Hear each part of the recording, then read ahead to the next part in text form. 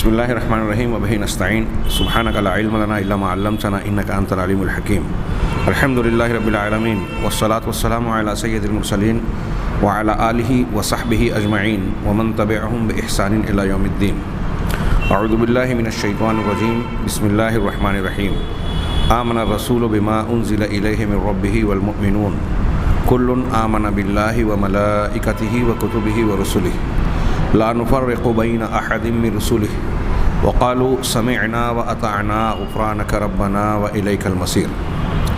سامعین کرام، ہم ایمان سے متعلق گفتگو کر رہے ہیں اور ایمان کے معنی اور مفہوم اہل سنت والجماعت کے نزدیک ایمان سے متعلق عقیدہ، اس بارے میں بعض تفاصیل پیش ہوئی۔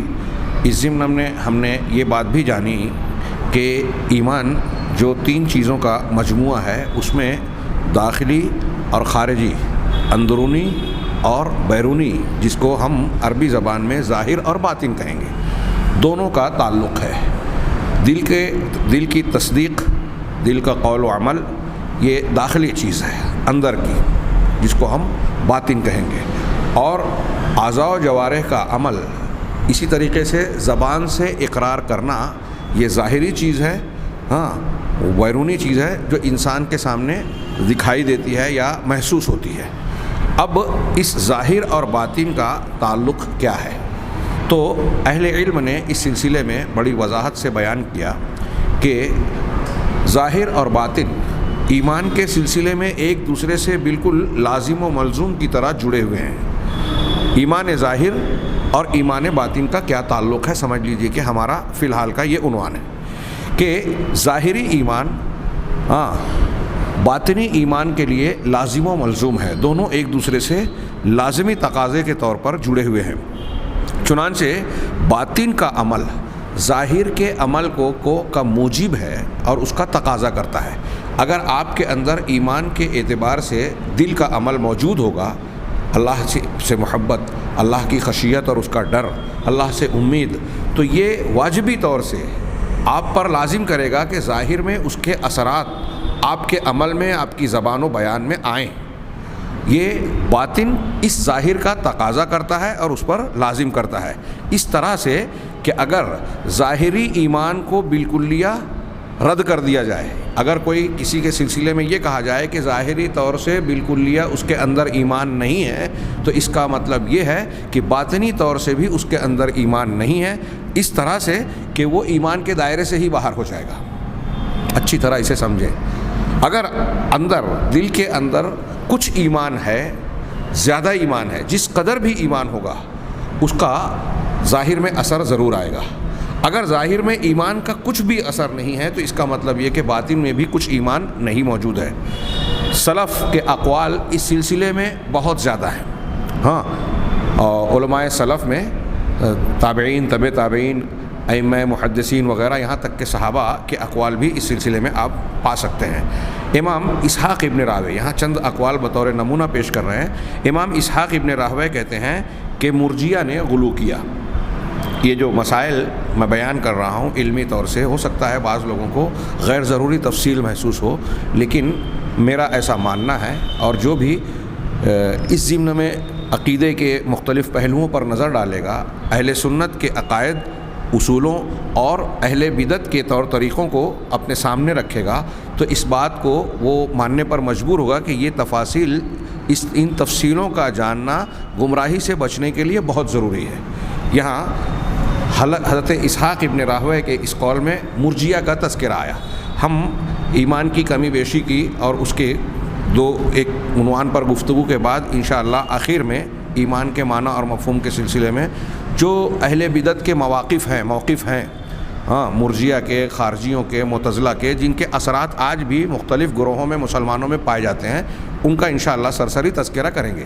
فی الحال یہاں اس قول کے ضمن میں آپ ملاحظہ فرمائیں کہ وہ کہتے ہیں کہ مرجیہ نے غلو کیا، یہاں تک کہ وہ یہ کہنے لگے، ان کا قول یہاں تک ہو گیا کہ ایک قوم کا کہنا یہ ہے کہ جو شخص فرض نمازوں کو چھوڑ دیتا ہے، رمضان کے روزے کو ترک کر دیتا ہے، زکوٰۃ کو چھوڑ دیا، حج کو چھوڑ دیا، مطلب اس پر فرض ہو رہی ہیں، وہ مستطیع ہے لیکن اس کو وہ قصداً اس پر عمل نہیں کر رہا ہے، زکوٰۃ ادا نہیں کر رہا ہے، حج نہیں کر رہا ہے، 5 وقت کی نمازوں کو قصداً جان بوجھ کر ترک کر رہا ہے، رمضان کے روزوں کو چھوڑ رہا ہے، تو مرجیہ کہتے ہیں کہ اس طرح سے دین کی بنیادوں اور عام فرائض کو اگر کوئی شخص چھوڑ رہا ہے، ہاں ان کا انکار نہیں کر رہا ہے، من غیر جحود بہا، ایک ہوتا ہے انکار کرنا، یہ بات دماغ میں اچھی بات اس طرح سے رکھ لیجئے کہ اسلام کی کوئی تعلیم یا کوئی حکم اگر صاف اور ظاہر ہے اور کوئی مسلمان کسی ایک ثابت شدہ قرآن اور حدیث سے ثابت شدہ کسی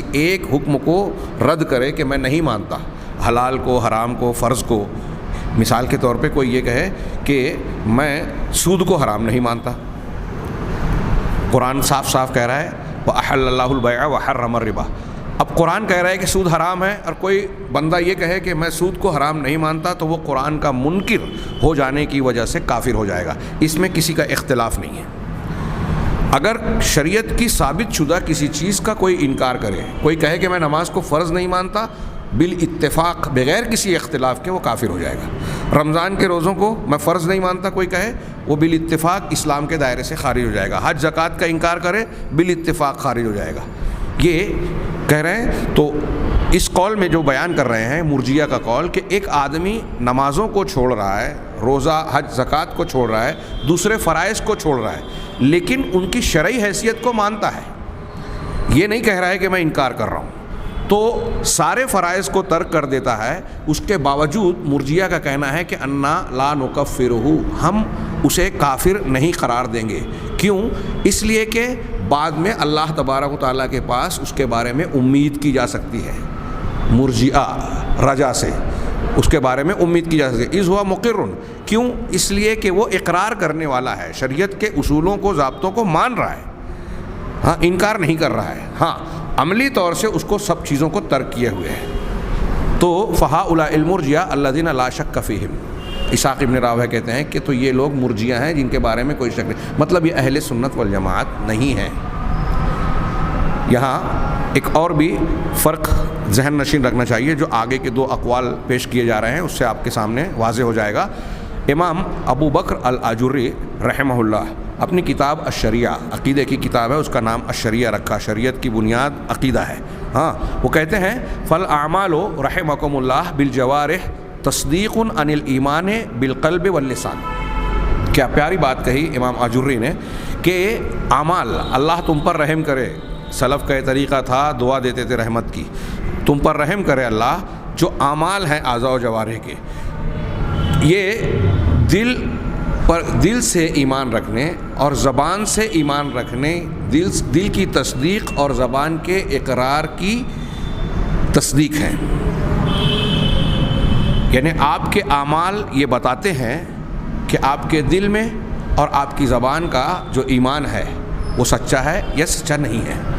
تو وہی کہہ رہے ہیں کہ اعمال، جوارح کے ساتھ اعمال کرنا، یہ دل کے ایمان اور زبان کے ایمان کی تصدیق کرتے ہیں۔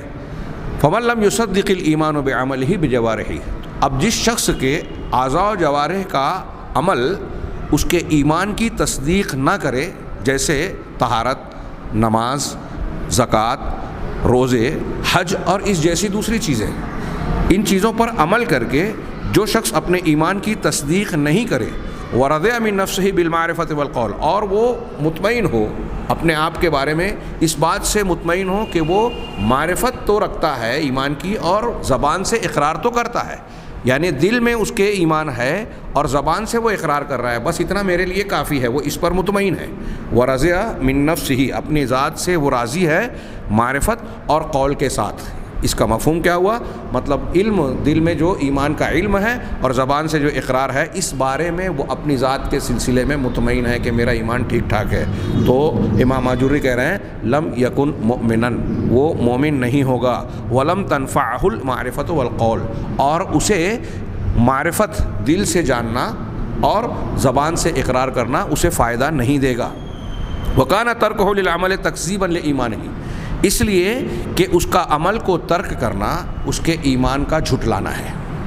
یہاں یہ بات اچھی طریقے سے ذہن نشین رکھیں کہ یہ بالکلیہ عمل کے ترک کی بات ہو رہی ہے، اگر کچھ عمل ہوگا تو کچھ ایمان ہوگا، آگے ہم ایمان کی کمی بیشی کو اس سے جوڑیں گے جو اہل سنت والجماعت کا اس سلسلے میں ایک بنیادی مسئلہ ہے.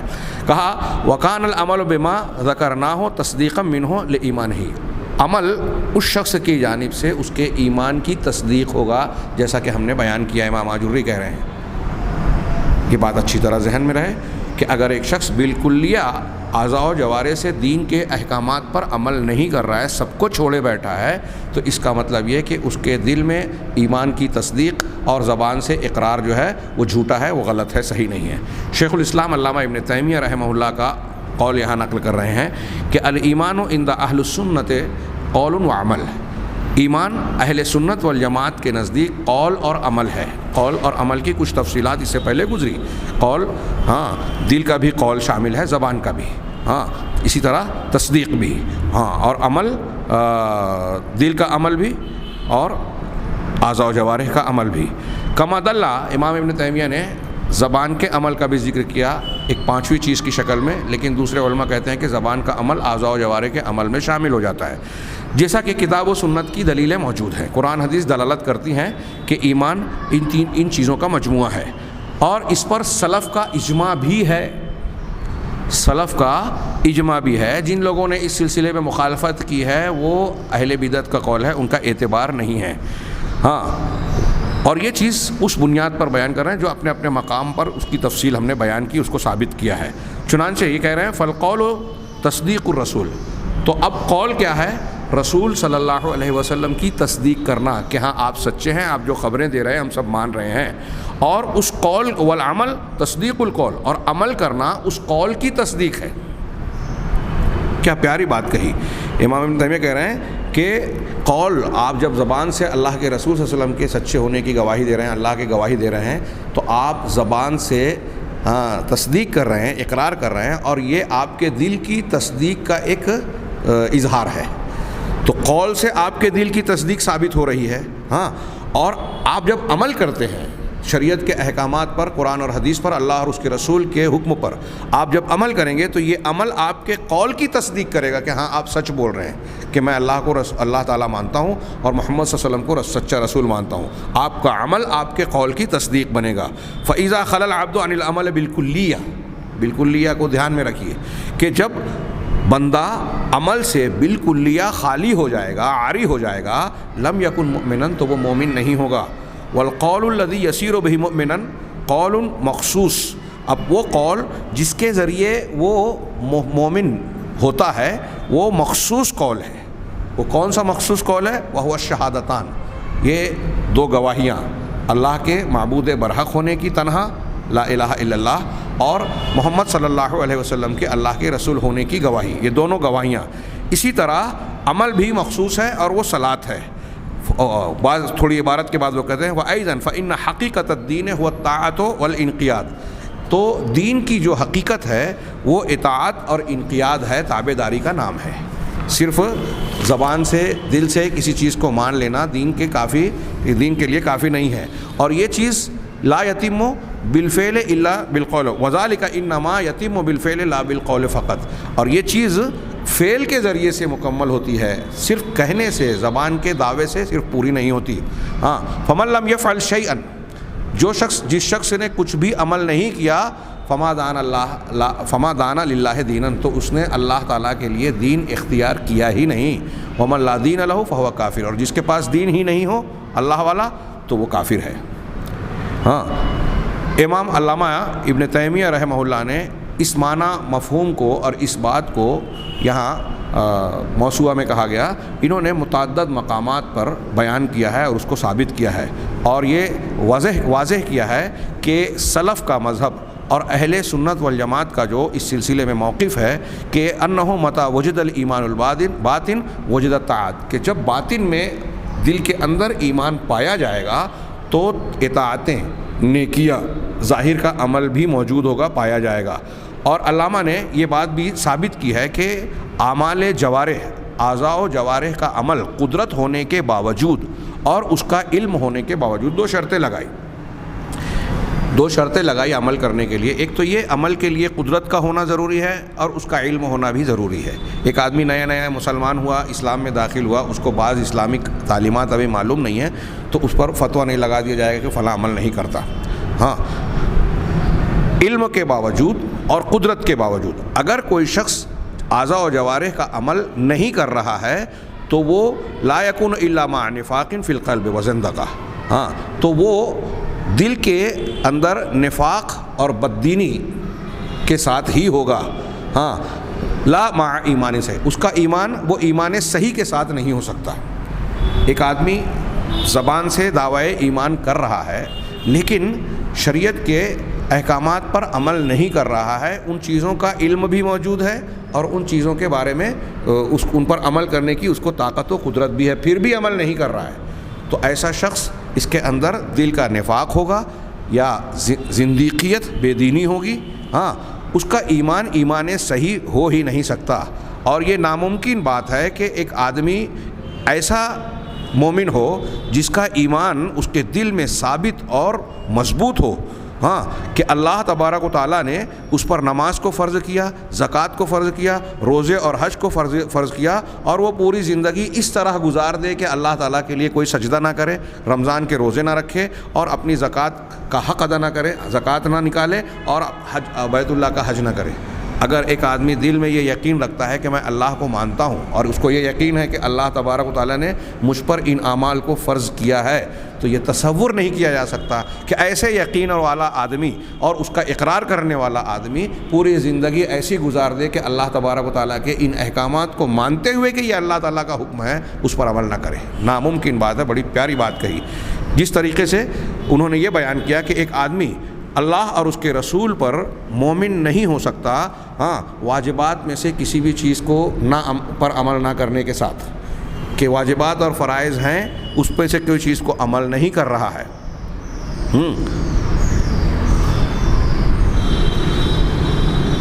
ہاں, جس کو نبی کریم صلی اللہ علیہ وسلم نے فرض قرار دیا ہے. ہاں, وَأَنَّهُ إِذَا انْتَفَتِ الْأَعْمَالُ لَمْ يَبْقَ ایمان. اللہ کے نبی صلی اللہ علیہ وسلم کو رسول مان رہا ہے. اب رسول اللہ صلی اللہ علیہ وسلم نے خاص طور سے اس کو واجب قرار دیا ہے, اب وہ اس پر عمل نہ کرے اور یہ کہے کہ میں اللہ کے نبی کو اللہ کا رسول مان رہا ہوں. نبی کو رسول مان رہا ہے, یہ جان رہا ہے کہ اللہ کے رسول صلی اللہ علیہ وسلم نے یہ حکم دیا اور پھر بھی اس پر عمل نہ کرے.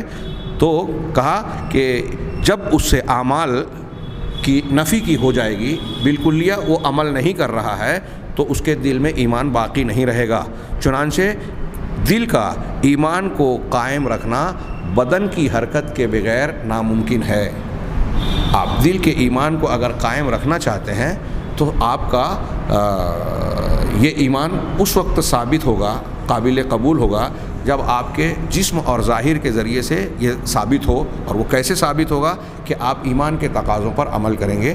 اللہ اور رسول کی جو خصوصی گواہی آپ نے دی ہے, اس خصوصی گواہی کو آپ اس طرح بجا لائیں گے کہ ان کا جب حکم ہے تو ہمارے ایمان کے مطابق ہم ان پر عمل کرنے کے مکلف ہیں, پابند ہیں. علامہ ابن قیم رحمہ اللہ نے بڑی پیاری اور اچھی وضاحت فرمائی. انہوں نے کہا اللہ تبارک و تعالیٰ نے اپنے بندوں کو حکم دیا ہے کہ وہ شرائع اسلام کو, اسلام کے احکامات کو اپنے ظاہری طور پر انجام دیں. کچھ لوگ بولتے ہیں نا کہ ایمان دل میں ہوتا ہے تو دل میں مسلمان ہوں, ظاہر میں عمل کیا تو نہیں کیا. ہاں, اس سے کیا ہوتا ہے, پیر ٹخنے کے نیچے کپڑا لٹکا لیا, داڑھی صاف کر لیا, کوئی ٹائم کی نماز چھوڑ دی اور فلاں کر لیا. وہ اچھی طرح اس مسئلے کو سمجھیں کہ اللہ تبارک و تعالیٰ نے اپنے بندوں کو جو حکم دیا ہے کہ دین اور شریعت پر عمل کریں, شرعی احکامات پر, تو یہ کیسے کریں؟ دل میں نہیں. شرائع اسلام کو یعنی احکام اسلام کو, اسلامی تعلیمات کو اپنے ظاہر میں انجام دیں اور حقائق ایمان ان کے باطن میں رہیں.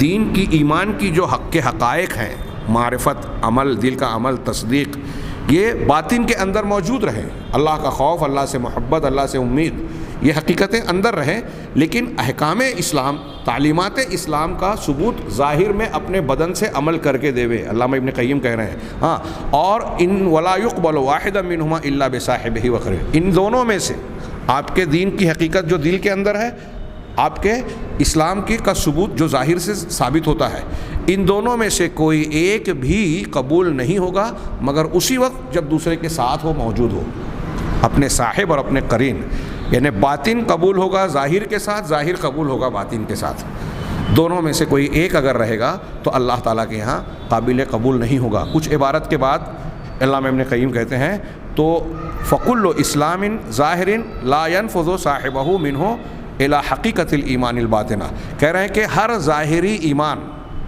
چنانچہ وہ کہہ رہے ہیں نتیجے کے طور پہ کہ ظاہر میں دکھائی دینے والا ہر شخص کا اسلام یہ حقیقت ایمان جو باطن میں ہے اس تک پہنچ نہیں پاتا۔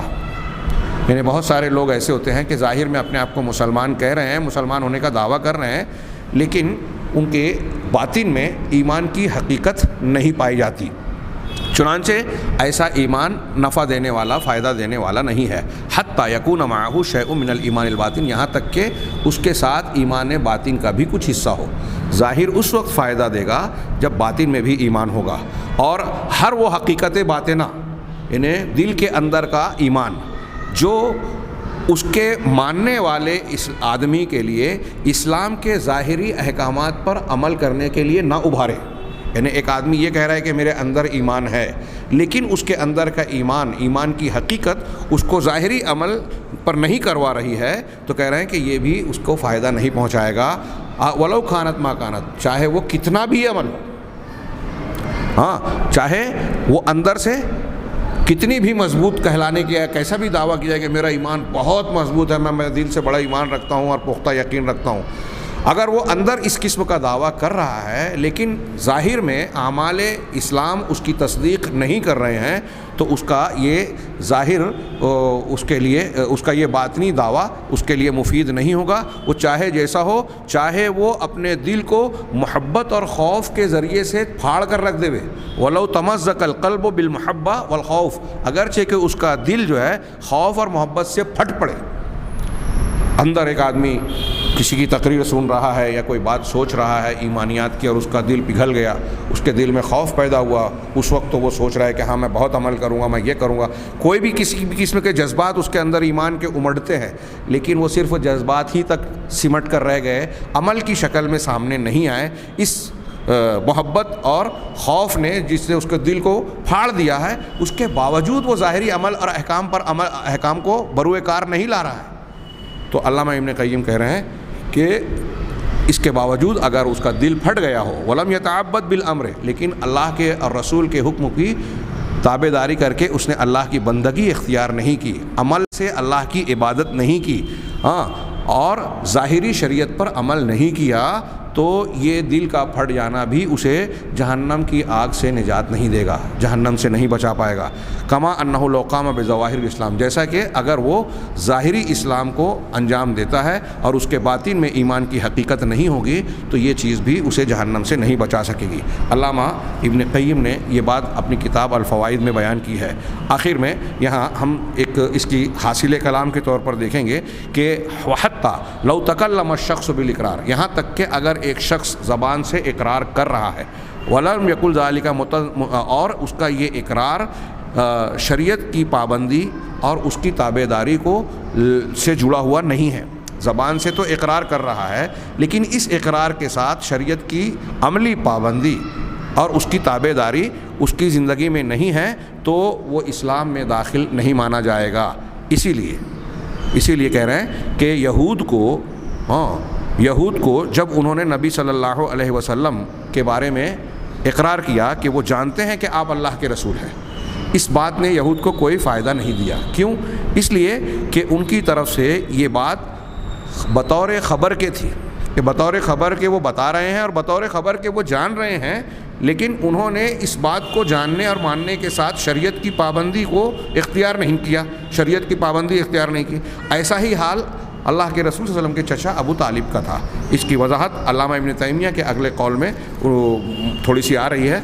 شیخ الاسلام علامہ ابن تیمیہ رحمہ اللہ کہتے ہیں کہ وَأَيْضًا فَقَدْ جَاءَ نَفَرُهَا، اسی طریقے سے یہود کی ایک جماعت نبی صلی اللہ علیہ وسلم کے پاس آئی اور آپ سے انہوں نے کہا نَشْهَدُ إِنَّكَ لَرَسُولٌ، ہم گواہی دیتے ہیں کہ آپ اللہ کے رسول ہیں۔ اس حدیث کا تذکرہ پچھلے درس میں بھی میں نے سرسری طور سے کیا تھا، سنن ترمذی کی روایت ہے، ہاں امام حاکم نے بھی نقل کیا کہ کہتے ہیں کہ ہم اس بات کی گواہی دیتے ہیں کہ آپ اللہ کے آپ رسول ہیں۔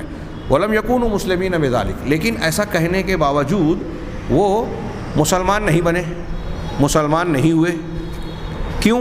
لأنہم قالوا ذلک علی سبیل الاخبار، اس لیے کہ انہوں نے یہ بات خبر دینے کے طور پر کہی تھی، ایمان لانے کے طور پر نہیں کی تھی کہ ان کے دل میں اس سلسلے کا ایمان ہے، بلکہ وہ اس کی معلومات، معرفت یا علم رکھتے ہیں بس، کہ ہماری کتابوں میں جس پیغمبر کی پیشین گوئی ہے وہ آپ ہی ہیں۔ تو ان کا کہنے کا مطلب کیا تھا کہ نعلم و نجزم انک رسول اللہ، ہم کو یہ بات معلوم ہے اور اس بات کا ہمیں یقین ہے، جزم ہے یعنی یقین ہے کہ آپ اللہ کے رسول ہیں۔ اسی لیے اللہ کے نبی صلی اللہ علیہ وسلم نے ان سے سوال کیا کہ فلما لا تتبعونی، جب ایسا ہے کہ تم مجھے رسول مانتے ہو، جانتے ہو، تو پھر میری اتباع کیوں نہیں کرتے، یعنی مجھ پر ایمان کیوں نہیں لاتے؟ تو انہوں نے کہا کہ ہم یہود سے، نخاف من یہود، ہم یہود سے ڈرتے ہیں۔ یہ امام ترمذی نے نقل کیا ہے اور حسن صحیح کہا ہے، امام نسائی نے بھی نقل کیا ہے، حاکم نے بھی نقل کیا ہے، اور امام اس کو صحیح کہا، امام ذہبی نے اس کی موافقت کی ہے۔ ہاں، اس حدیث سے یہ بات معلوم ہوتی ہے کہ صرف علم کا رکھنا یا خبر دینا اس چیز کے بارے میں جس کا آپ کو علم ہے، یہ ایمان نہیں ہے۔ آپ اگر صرف علم رکھتے ہیں کہ محمد صلی اللہ علیہ وسلم اللہ کے رسول ہیں اور اس کے بارے میں آپ خبر بھی دے رہے ہیں کہ وہ پیغمبر تھے، ہاں ایسے کتنے غیر مسلمین ہیں جنہوں نے جناب محمد رسول اللہ صلی اللہ علیہ وسلم کی سیرت پر کتاب لکھی، آپ کی تعریف کی، آپ کو بحیثیت پیغمبر ذکر کیا۔ ہاں، کہتے ہیں کہ شیخ خلیل یاسین کی کتاب میں 250 سے زیادہ ایسے یہود و نصارہ، مصر کے عالم ہیں، انہوں نے کتاب لکھی ہے، 250 سے زیادہ یہود و نصارہ علماء کا تذکرہ کیا ہے اس میں، جنہوں نے بہت ساری کتابیں لکھی، مضامین، محاضرات، مقالے، تحقیقات پیش کی، لیکن ان کو دنیا میں شہرت ملی محمد رسول اللہ صلی اللہ علیہ وسلم یعنی پیغمبر اسلام خاتم الانبیاء کی سیرت پر کتاب لکھنے کے بعد ان کو شہرت ملی۔ لیکن ان میں سے بڑی تعداد یا جن کا تذکرہ کیا گیا ہے یہود و نصارہ مصنفین اور مؤلفین کا، وہ ایمان والے نہیں کہلاتے، حالانکہ انہوں نے رسول اللہ صلی اللہ علیہ وسلم کو رسول، ان میں سے بہت سے لوگوں نے مانا، ذکر کیا خبر کے طور پر، ان کی تعریف کی، توصیف کی، کارناموں اور ان کے بہترین اللہ کے نبی صلی اللہ علیہ وسلم کے کچھ پہلوؤں کو اجاگر کیا، جس میں آپ کی تعریف اور آپ کے دنیا انسانیت پر احسان کا پہلو ظاہر ہوتا ہے۔ اس کے باوجود وہ مسلمان نہیں کہے۔ تو وہی بات کہہ رہے ہیں کہ اس حقیقت سے یہ بات معلوم ہوئی کہ صرف علم کا رکھنا، کوئی بات جاننا اور اس کے بارے میں خبر دینا، یہ ایمان نہیں ہے۔ یہاں تک کہ آدمی ایمان پر کلام بھی کرے، انشاء، ایسی انشاء کے ساتھ، ایسی زبان کے ساتھ جو کہ التزام اور انقیاد یعنی اس پر عمل کرنے اور اس کی تابع داری کرنے کی پابند بناتی ہو۔ بندہ اس طریقے سے اس بات کو قبول کرے، اقرار کرے، تصدیق کرے کہ میں اس کے تقاضوں پر عمل کرنے کے لیے تیار ہوں اور عمل سے اس کا ثبوت دے، تب وہ مسلمان ہوگا۔ ہاں، ساتھ ہی اس میں یہ چیز بھی موجود ہونا چاہیے کہ ان کے دلوں میں کیا ہے۔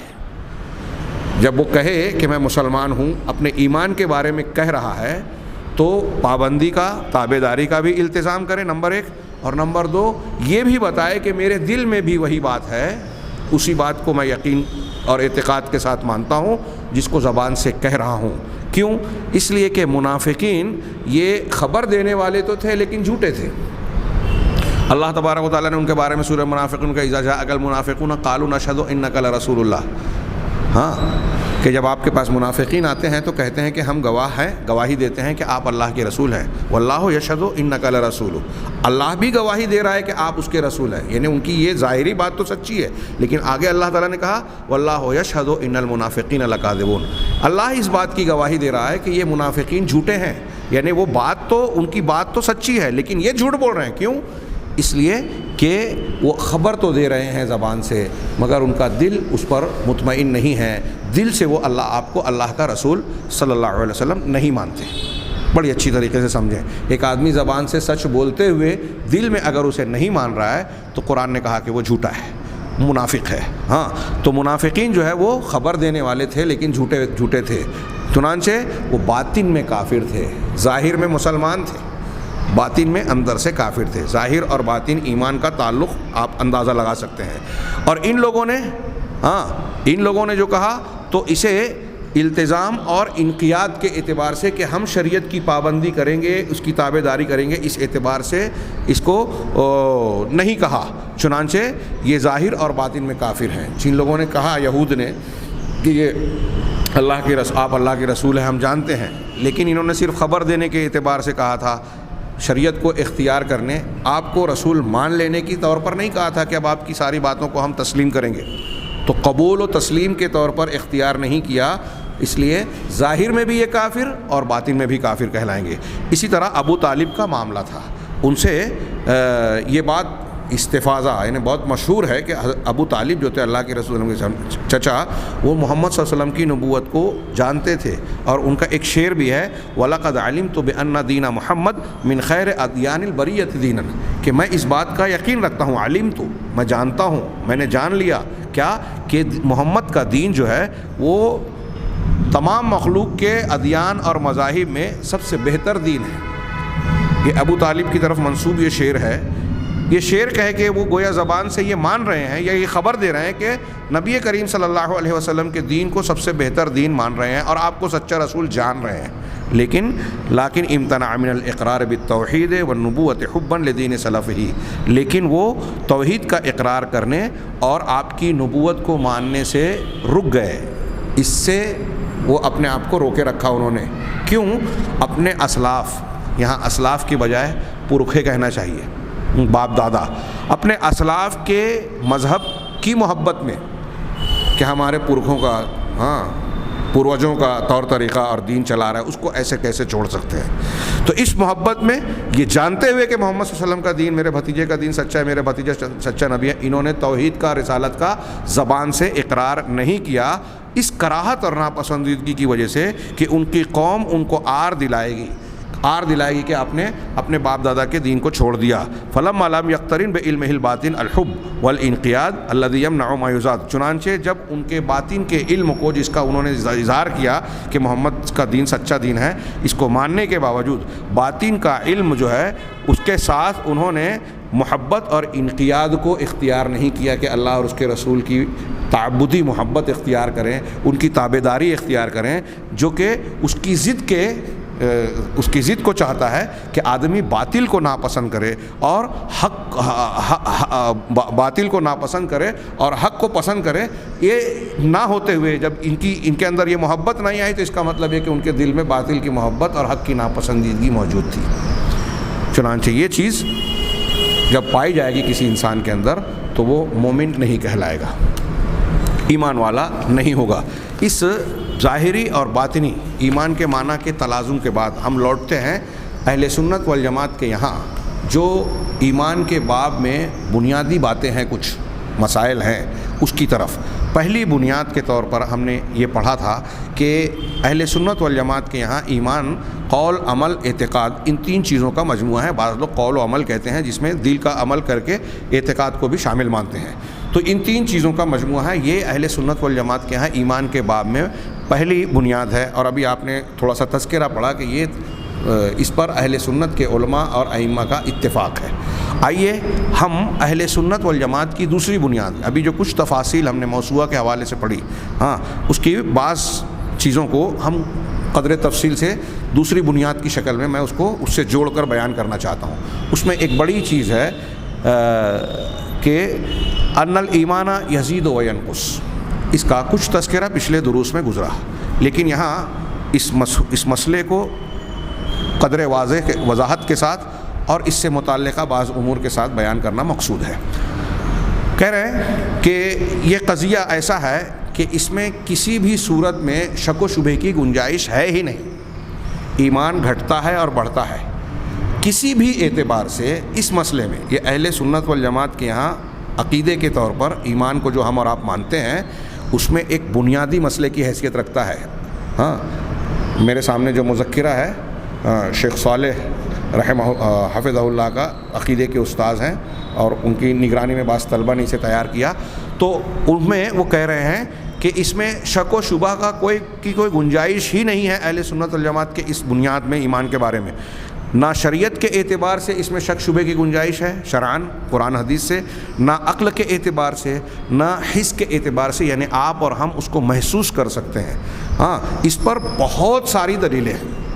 یہاں ضمناً کیا ثابت ہوا کہ شرعاً قرآن و حدیث کی دلیلوں سے بھی یہ ثابت ہوتا ہے کہ ایمان گھٹتا بڑھتا ہے۔ ہاں، عقلاً بھی یہ بات ثابت ہوتی ہے۔ ہاں، اور حساً یعنی آپ اس کو ذاتی طور سے محسوس بھی کر سکتے ہیں، احساس کر سکتے ہیں، شعور رکھتے ہیں آپ کا۔ ہاں، اس پر بہت ساری دلیلیں ہیں۔ ان میں سے قرآن کی دلیلوں میں سے بعض وہ دلیلیں ہیں قرآن اور حدیث کی جس میں ایمان کے زیادہ ہونے اور کم ہونے کا لفظ ہی آیا ہے، وضاحت کے ساتھ، صراحت کے ساتھ، جس میں زیادت اور نقصان، ایمان کے بڑھنے اور ایمان کے گھٹنے کے الفاظ ہی قرآن اور کی آیتوں میں اور حدیثوں میں آئی ہے۔ اور پھر اس کے علاوہ جو الفاظ زیادتی اور کمی کے ساتھ آئے ہیں اس سے ہٹ کر بہت سی آیات اور احادیث ایسی ہیں جن میں زیادتی اور کمی کا لفظ، زیادت اور نقصان کا لفظ تو نہیں ہے، لیکن اس کا معنی دینے والی دوسری تعبیرات موجود ہیں۔ کہہ رہے ہیں اللہ کی کتاب میں چھ آیتیں ایسی ہیں جس میں صراحتاً ایمان کی زیادتی کا لفظ موجود ہے۔ 6 آیتیں ایسی ہیں جس میں ایمان کے زیادہ ہونے کا تذکرہ لفظی طور پر، لفظاً صراحت سے موجود ہے۔ اب وہ 6 آیتیں کیا ہیں، میں 1-2 کا صرف ترجمہ کرتا ہوں اور باقی اس کا حوالہ دے دیتا ہوں۔ پہلی آیت اللہ تعالیٰ کا ارشاد، الذین قال لهم الناس ان الناس قد جمعوا لکم فاخشوہم فزادہم ایمانا، کہ وہ لوگ ایمان والوں کے بارے میں، اللہ کے رسول اور صحابہ کے بارے میں غزوہ احد کے بعد کے واقعات میں جو اللہ تبارک و تعالیٰ نے تبصرہ کیا، اس ضمن میں یہ ارشاد فرمایا کہ جن سے لوگوں نے کہا کہ لوگ تم لوگوں کے خلاف، تم لوگوں کے لیے اکٹھا ہو رہے ہیں۔ غزوہ احد میں جب کفار مکہ میدان سے نکل گئے، واپس ہوئے، تو راستے میں ان کو احساس ہوا کہ ہمیں واپس پلٹ کر پھر سے حملہ کرنا چاہیے، اور سب لوگ اکٹھا ہونے لگے۔ اس کی خبر جب کچھ لوگوں نے بھیجی اور پہنچائی تو کہا کہ لوگ آپ کے لیے جمع ہو رہے ہیں، تو اللہ تعالیٰ نے اس کا تذکرہ کرتے ہوئے کہا کہ ایسی شکل میں ان لوگوں نے کہا کہ لوگ تمہارے لیے اکٹھا ہو رہے ہیں، فخشوہم، تو ان سے ڈر جاؤ، ان سے ڈر جاؤ، تو فزادہم ایمانا۔ تو یہ چیز ان کو ڈر میں مبتلا کرنے کا سبب نہیں بنی، بلکہ اس چیز نے ان کے ایمان میں اضافہ کر دیا، زیادتی کر دی، زادہم، ان کو زیادہ کر دیا ایماناً، ایمان کے اعتبار سے۔ ایمان کے اندر زیادہ کا لفظ دیکھیے واضح طور سے موجود ہے قرآن کے فرمان میں، ارشاد میں۔ عربی اعتبار سے آپ غور کیجئے کہ زیادتی کے اس لفظ سے صاف ثابت ہے کہ یہ خبر سننے کے بعد جب ان کو اللہ اور اس کے رسول پر یقین، توکل اور جو اس پس منظر کے ایمانی تقاضے تھے، جب ان کے اندر وہ جذبات آئے تو اللہ تبارک و تعالیٰ نے اس کو ایمان کی زیادتی سے تعبیر کیا۔ اطاعت بڑھی، اللہ پر بھروسہ بڑھا، اللہ کے اور رسول کے وعدوں پر اعتماد بڑھا، تو ایمان بڑھ گیا۔ فزادہم ایمانا، کتنی صراحت کی بات ہے۔ ہاں، یہ قرآن کی آیت ہے۔ دوسری آیت، یہ سورہ آل عمران کی آیت تھی۔ سورہ توبہ کی ایک آیت ہے، وَإِذَا مَا أُنزِلَتْ سُورَةٌ فَمِنْهُمْ مَنْ يَقُولُ أَيُّكُمْ زَادَتْهُ هَٰذِهِ ایمانا، کہ جب کوئی سورت نازل ہوتی ہے، ہاں، تو ان میں سے، یہ منافقین وغیرہ میں سے کچھ لوگ ایسے ہیں جو کہتے ہیں کہ تم میں سے کون ہے جس کے اندر اس آیت نے ایمان کی زیادتی کی، اضافہ کیا، زیادتی کی ایمان کی۔ تو اللہ تعالیٰ نے آگے فرمایا فَأَمَّا الَّذِينَ آمَنُوا فَزَادَتْهُمْ ایمانا، کہ جو لوگ ایمان لائے ان کے ایمان میں اس نازل ہونے والی آیت نے اضافہ کر دیا۔ پہلے جتنا اسلام مانتے تھے، اب اللہ تعالیٰ کا مزید ایک حکم آ گیا تو اس کو مان لیا تو ایمان اور بڑھ گیا۔ تو ان کے ایمان میں ذاتی کی، میں یہ ایک ظاہری معنی بتایا، اور بھی اس میں اور بھی پہلو ہو سکتے ہیں، آگے بحث آئے گی۔ وَهُمْ يَسْتَبْشِرُونَ، اور وہ اس سے خوش ہوتے ہیں، خوشی محسوس کرتے ہیں۔ ہاں قال تعالی، اسی طرح سے سورہ انفال کی آیت ہے جو اس سے پہلے گزر چکی ہے کہ وَإِذَا تُلِيَتْ عَلَيْهِمْ آیاتُهُ زَادَتْهُمْ ایمانا، کہ جب ان پر اللہ کی آیتیں تلاوت کی جاتی ہیں تو ان کے اندر ایمان کی زیادتی ہو جا رہی ہے۔ یہ 3 آیتیں جو میں نے ترجمہ کیا، آپ غور سے دیکھیے کہ اس میں اللہ تبارک و تعالیٰ نے صراحت سے زیادتی کا لفظ استعمال کیا ہے ایمان کے لیے۔ اسی طرح چوتھی آیت جو قرآن مجید موجود سورہ احزاب کی، میں صرف آیت پڑھتا ہوں کہ وَلَمَّا رَأَى الْمُؤْمِنُونَ الْأَحْزَابَ قَالُوا هَذَا مَا وَعَدَنَا اللَّهُ وَرَسُولُهُ وَصَدَقَ اللَّهُ وَرَسُولُهُ وَمَا زَادَهُمْ إِلَّا إِيمَانًا وَتَسْلِيمًا۔ چلیے ترجمہ بھی کر دیتا ہوں کہ جب مومنین نے احزاب کو دیکھا، دشمنوں کی جماعت، سورۃ الاحزاب، غزوہ احزاب جس کو کہا جاتا ہے، کئی جماعتیں مشرکین اور کفار کی مل کر مسلمانوں کو مدینہ میں ختم کر دینے کے لیے آئی تھیں، حملہ آور ہوئی تھی۔ ہاں خندق کھودی گئی تھی، اس لیے اس کو غزوہ خندق بھی کہا جاتا ہے۔ تو احزاب یہ مختلف جماعتیں، دشمنوں کے گروہ جو ان کو جب مومنین نے دیکھا تو دیکھنے کے بعد کیا کہا مسلمانوں نے؟ قالوا ھذا ما وعدنا اللہ ورسولہ۔ ڈر نہیں گئے، پریشان نہیں ہوئے، شکوہ شکایت نہیں کہ یہ کیا مصیبت ہے، بلکہ کہا کہ یہ وہ چیز ہے جس کا ہم سے اللہ نے اور اس کے رسول نے وعدہ کیا تھا۔ ہاں وصدق اللہ ورسولہ، اور اللہ اور اس کے رسول کی بات سچی ہے، جو انہوں نے کہا تھا، سچ کہا تھا، وہی ہو رہا ہے جو بتایا تھا۔ ہاں وما زادہم الا ایمانا و تسلیما، اور اس چیز نے ان کے اندر صرف ایمان اور تسلیم و رضا کے اندر اضافہ کیا، یعنی ان کے یقین کو بڑھا دیا اور ان کے تسلیم و رضا کو، کہ اللہ اور اس کے رسول کی بات کو اور زیادہ ماننے والے بن گئے۔ تو یہ جو جذبے کا اضافہ ہوا دیکھنے کے بعد، اللہ تبارک و تعالیٰ اور رسول کے وعدے اور ان کی سچائی کا مزید بھروسہ بڑھ گیا۔ اس اضافے کو قرآن نے کہا زادہم ایمانا و تسلیما، کہ اس چیز نے ان کے ایمان میں زیادتی کر دی اور تسلیم و رضا میں، ماننے میں زیادتی کر دی۔ 5ویں آیت اللہ تعالیٰ کا یہ ارشاد، هو الذی انزل السکینۃ فی قلوب المؤمنین لیزدادوا ایمانا مع ایمانہم، کہ وہی وہ ذات ہے، سورہ فتح کی یہ آیت ہے، ہاں غزوہ صلح حدیبیہ کے موقع کے واقعات کے تناظر میں یہ نازل ہوئی تھی، ہاں کہ وہی ہے وہ ذات جس نے مومنین کے دلوں میں سکینت کو نازل فرمایا۔ ہاں کیوں فرمایا؟ لیزدادوا ایمانا مع ایمانہم، تاکہ وہ اپنے ایمان کے ساتھ مزید ایمان سے بہرور ہوں، یعنی ان کے ایمان میں اور زیادہ ایمان بڑھ جائے، ان کے ایمان پر ایمان کی زیادتی ہو جائے۔ کتنی صاف تعبیر ہے، لیزدادوا ایمانا مع ایمانہم۔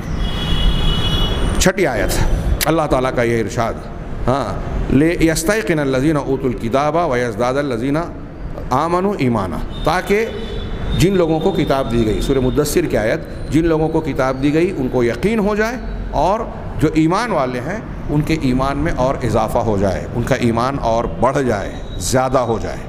کتنی صاف تعبیرات ہے۔ یہ قرآن کی 6 آیتیں ہیں جس میں صراحت سے ایمان کے زیادہ ہونے کا، زیادتی کا، زادہ یزدادہ یزیدو کا لفظ استعمال ہوا ہے۔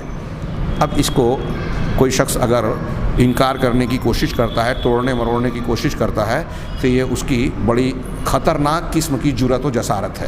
اللہ تبارک و تعالیٰ نے ان 6 آیتوں کے علاوہ قرآن کی دوسری آیات میں اس معنی کو مختلف دوسرے پیرایوں اور تعبیرات میں بیان کی ہے۔ بطور مثال کے یہاں صرف ایک چیز پیش کی گئی ہے کہ دوسری آیتیں بھی آئی ہیں جو ایمان کی زیادتی کو معنوی طور سے بیان کرتی ہیں، جیسے قرآن کا یہ ارشاد کہ اللہ تعالیٰ فرماتا ہے وَالَّذِينَ اهْتَدَوْا زادہم ہدیٰ وآتاہم تقواہم۔ سورہ محمد کی یہ آیت ہے کہ جن لوگوں نے ہدایت اختیار کی، جو ہدایت یاب لوگ ہیں، اللہ تعالیٰ نے ان کی ہدایت میں اور زیادتی کر دی۔ ہدایت کیا ہے؟ ظاہر سی بات ہے کہ ایمان کا لازمہ ہے، لازمی جز ہے۔ جو ہدایت ہے وہ ایمان ہے، جو ایمان ہے ہدایت ہے۔ معنی کے اعتبار سے ہم اس کے اندر فرق کریں گے، لیکن دونوں ایک دوسرے سے جڑے ہوئے ہیں۔ ہدایت اور ایمان میں فرق نہیں کیا جا سکتا۔ اللہم انی اسألک الہدی والتقی، اے اللہ میں تجھ سے ہدایت کا سوال کرتا ہوں، تقوی کا سوال کرتا ہوں۔ تو لوگوں نے کہا کہ یہاں ہدایت سے مراد کیا ہے؟ العلم ہے، علم صحیح ہے، صحیح عقیدہ ہے، اور وہ جو صحیح عقیدہ اور صحیح علم ہے وہی ایمان ہے، دل کی ایمان کی اصل ہے۔ تو کہا کہ جن لوگوں نے جو لوگ ہدایت یاب ہوئے، زادہم ہدیٰ، اللہ نے ان کی ہدایت میں اضافہ کر دیا، وآتاہم تقواہم، اور ان کو ان کا تقوی، ان کی پارسائی عطا فرمائی۔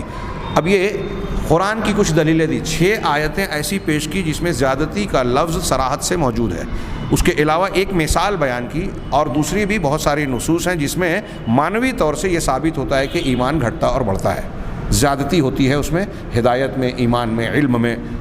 جیسے حضرت ابراہیم علیہ الصلاۃ والسلام کا وہ فرمان جس میں انہوں نے اللہ تبارک و تعالیٰ سے کہا تھا رب ارنی کیف تحیی الموتیٰ، پروردگار مجھے دکھا کہ تو ایمان کس طرح سے تو مردوں کو زندہ کرتا ہے۔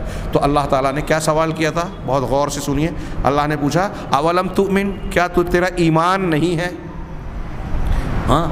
تو حضرت ابراہیم نے کیا جواب دیا، بھلا ہاں ایمان تو ہے، ایمان ہے، پھر بھی دیکھنا چاہ رہا ہوں۔ کیوں دیکھنا چاہ رہا ہوں؟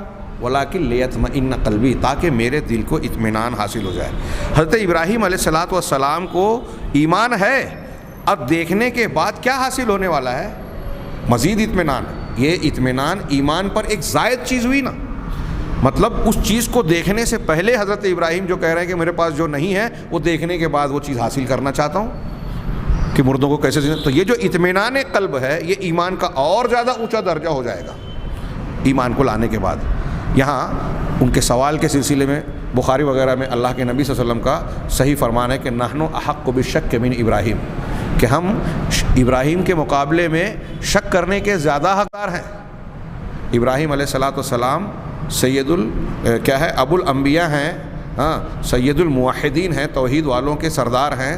کیا ان کے دل و دماغ میں اللہ پر ایمان کے سلسلے میں شک و شبہ آ سکتا ہے، یا اس بات کا شک آ سکتا ہے کہ اللہ تعالیٰ مردوں کو زندہ نہیں کر سکتا؟ نہیں، ان کا ایمان تھا۔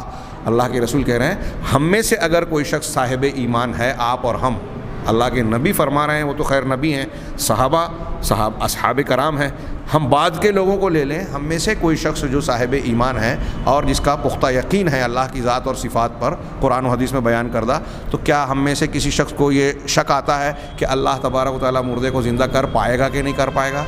جب ہم اتنے کم درجے کے مومن، ہمارے دل میں یہ شک نہیں ہے، تو پھر ابراہیم علیہ الصلاۃ والسلام کو شک کہاں سے آ سکتا ہے؟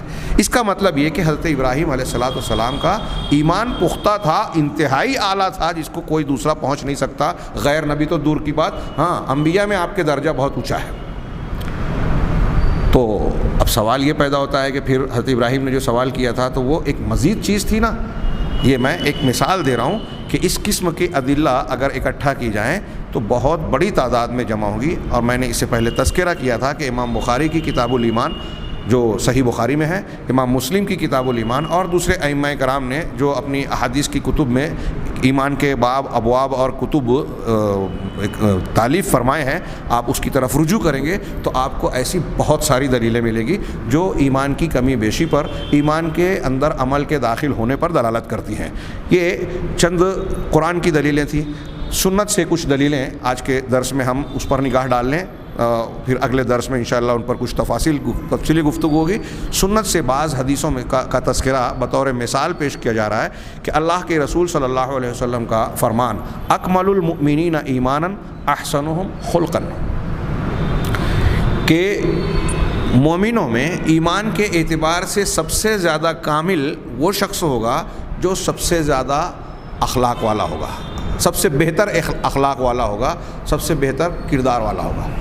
حدیث پر غور کیجئے کئی پہلو سے، ایک تو ایمان و عمل والا جو تعلق ہے وہ بھی، اور کمی اور بیشی والا جو ہم مضمون پڑھ رہے ہیں، ہمارا درس ہے وہ بھی، کہ جو جتنے اچھے اور اعلیٰ اخلاق کا حامل ہوگا، اللہ کے رسول اللہ کا فرمان ہے کہ وہ اتنے زیادہ کامل ایمان والا ہوگا۔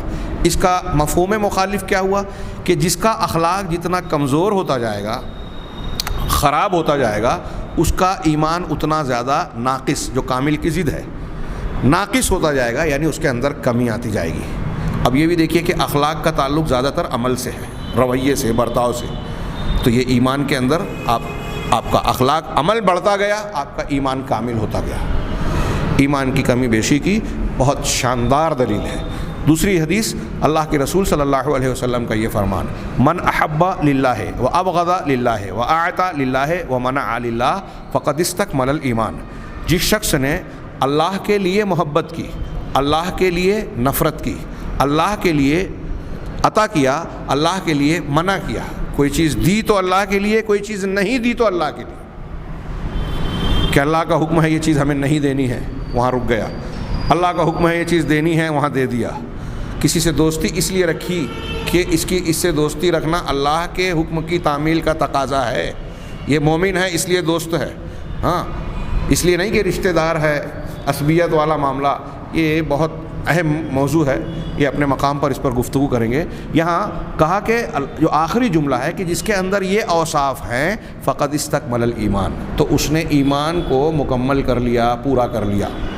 اس کا الٹا معنی کیا ہوا، جس کو اصطلاحاً مفہوم مخالف کہا جاتا ہے، کہ جس کے اندر یہ خصلت، یہ خوبیاں، یہ جو صفت بیان کی گئی، اللہ کے لیے محبت، اللہ کے لیے نفرت، اللہ کے لیے دینا، اللہ کے لیے روکنا، جس کے اندر یہ چیز نہیں ہوگی یا کم ہوگی، جتنی کم ہوتی جائے گی اس کے ایمان کی تکمیل میں اتنی زیادہ کمی رہ جائے گی، اس کے ایمان میں اتنی کمی ہوتی جائے گی۔